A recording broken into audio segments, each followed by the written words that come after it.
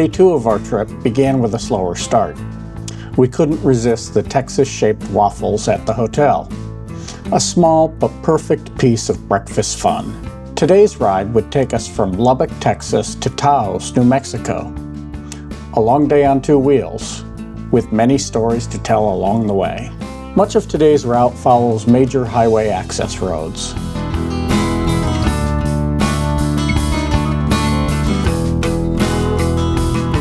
Massive corn storage silos rise out of the plains, and long trains roll by, probably filled with the same golden crop. The air itself smelled like popcorn.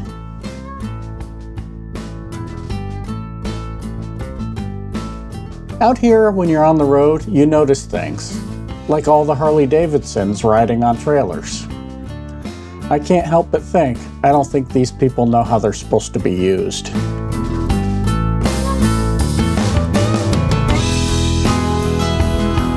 A bank of heavy morning fog cut our visibility to near zero. Every bump and shadow on the road felt like a mystery waiting to appear.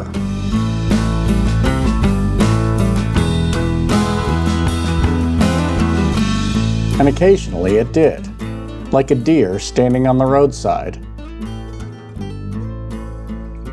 I met a traveler from an antique land who said, "Two vast and trunkless legs of stone stand in the desert. Near them, on the sand, half sunk, a shattered visage lies, whose frown and wrinkled lip and sneer of cold command tell that its sculptor well those passions read, which yet survive stamped on these lifeless things, the hand that mocked them and the heart that fed. And on the pedestal, these words appear, my name is Ozymandias, King of Kings. Look on my works, ye mighty in despair, nothing besides remains.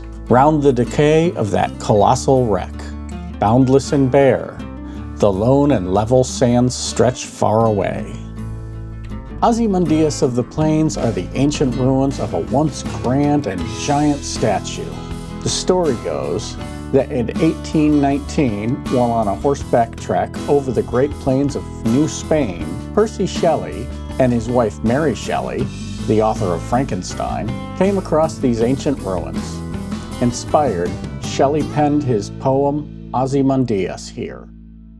The story, of course, is complete bullshit.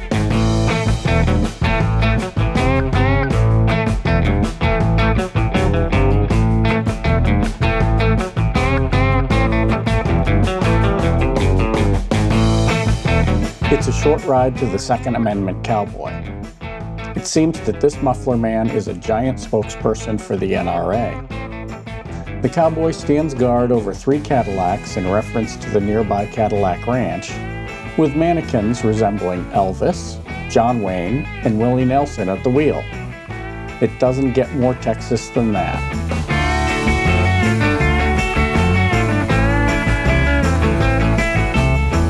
Just up the road is the legendary Cadillac Ranch.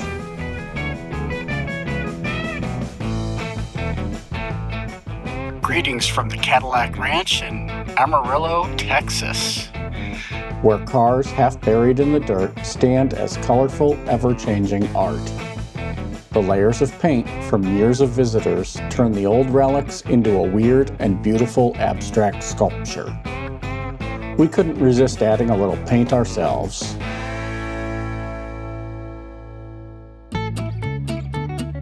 For much of the day, we hugged the old Route 66 via the service roads along I-40.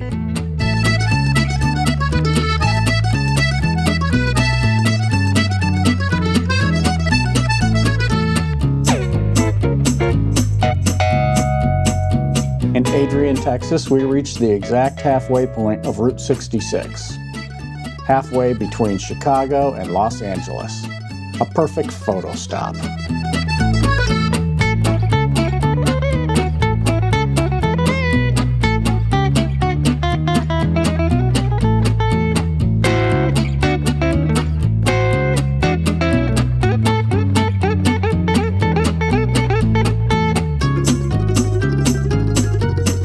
Dodging trucks on scooters is Let's just say not our favorite part of the ride.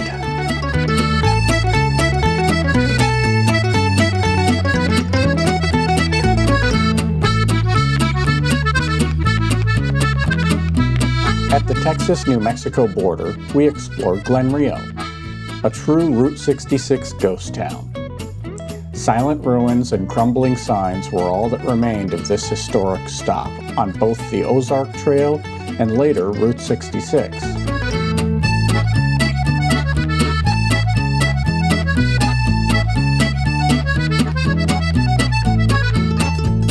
Just like the town of Glenrio itself, the pavement ended a mile outside of town, forcing us to turn around and get back onto the interstate.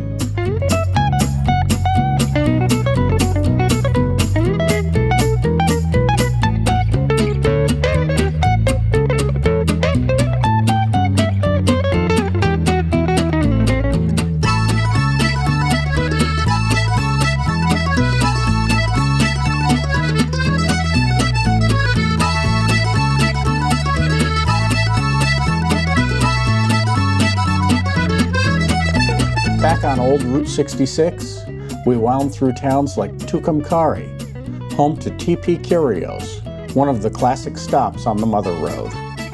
Traveling by scooter has its perks. You're never tempted to buy souvenirs you can't carry.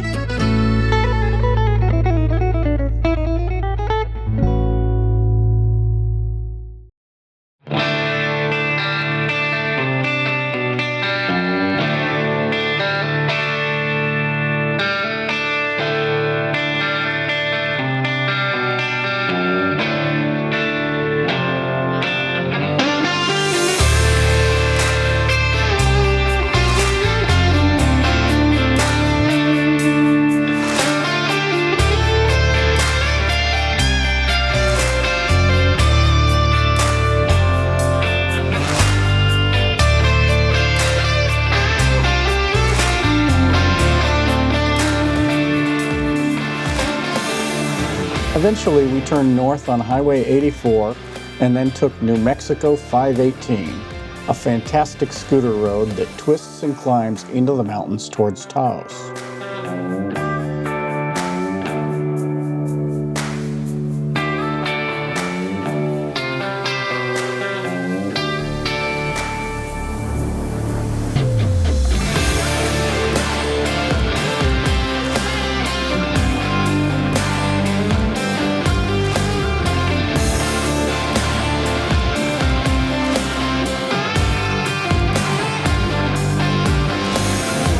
We hit our first rain of the day, but it passed quickly.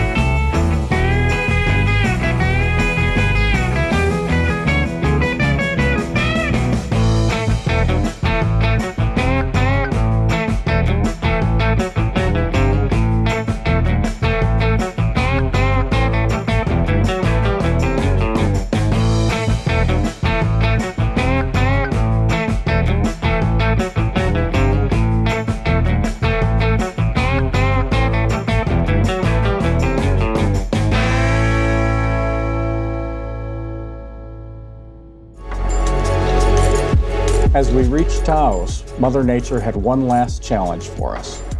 Driving rain, thunder, lightning, and wind that soaked and chilled us in seconds.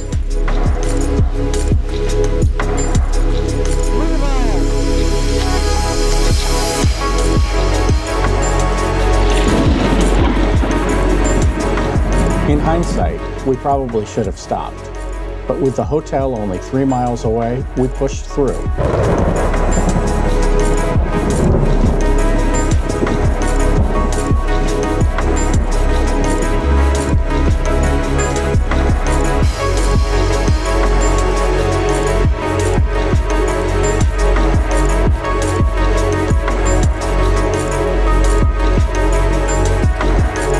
After more than 500 miles of riding, we finally pulled into El Pueblo Lodge, exhausted, soaked, but grateful for another unforgettable day on the road. Tomorrow, the adventure continues.